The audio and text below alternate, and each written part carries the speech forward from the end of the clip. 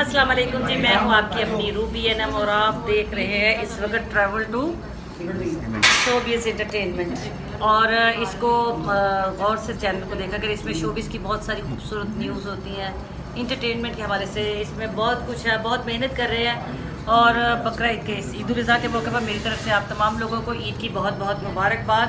और इस ईद पर मेरा एक छोटा सा मैसेज, अपना और फ्रिज का पेट मत भरिएगा, गरीबों को खिलाइएगा, उन्हें खुश करें, अल्लाह आपको खुश करेगा।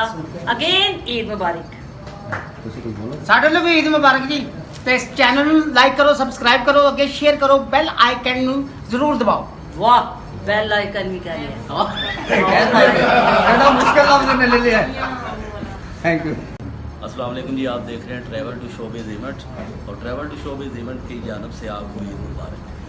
आपको इस ईद के मौका पर ट्रैवल टू शोबिज़ एंटरटेनमेंट की तरफ से बहुत बहुत ईद मुबारक। और काइंडली इस चैनल को लाइक करें, शेयर करें और सब्सक्राइब करें। ये चैनल वो चैनल है जो फनकारों की तमाम एक्टिविटी आप तक पहुंचाता है। और हमारे लिए ये एक एजाज़ की बात है कि ये चैनल हमारे लिए बहुत अच्छा काम कर रहा है और हमारी तमाम एक्टिविटी आप तक पहुंच रही हैं।